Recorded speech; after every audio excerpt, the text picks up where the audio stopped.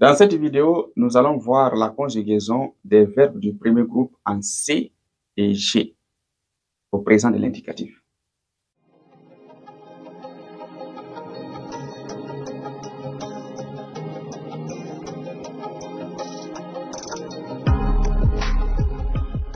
Salut à toi et bienvenue. Si c'est la première fois de tomber sur l'une de mes vidéos, restez jusqu'à la fin pour mieux comprendre. Dans l'une de mes précédentes vidéos, j'avais donné la règle générale pour la conjugaison des verbes du premier groupe.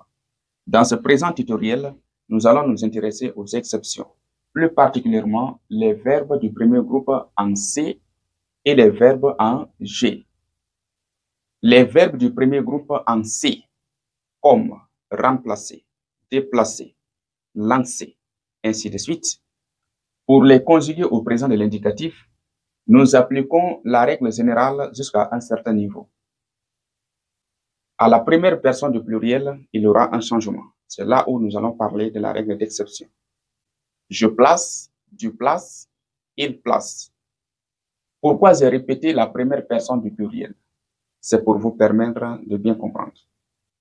Comme je vous l'ai dit, on applique la règle générale jusqu'à un certain niveau.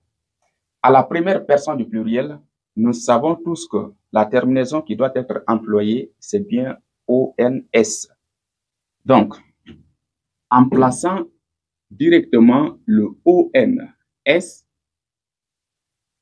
ça nous donne le son pont.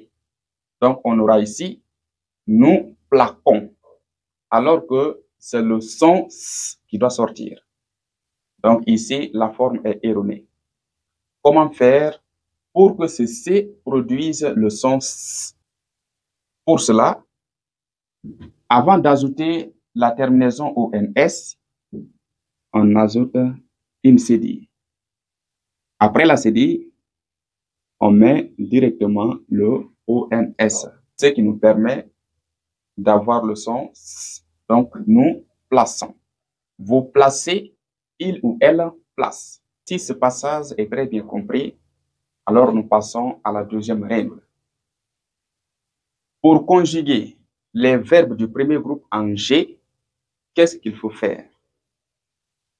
On appliquera également la règle générale, comme dans les cas précédents, mais au niveau de la première personne du pluriel, il y aura encore un changement.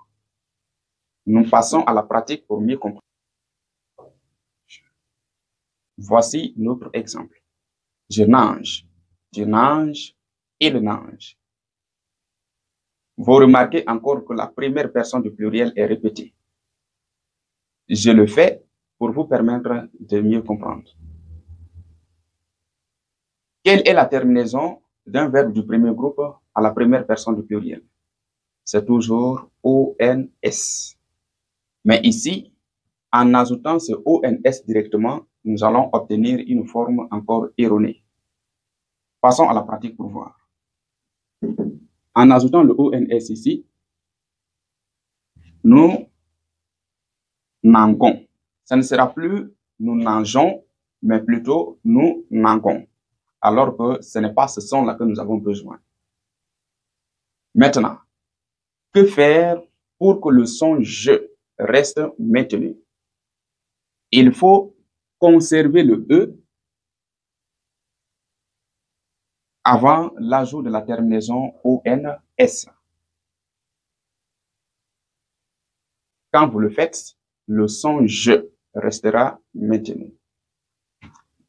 Ce qui revient à dire que la première forme utilisée est une forme erronée.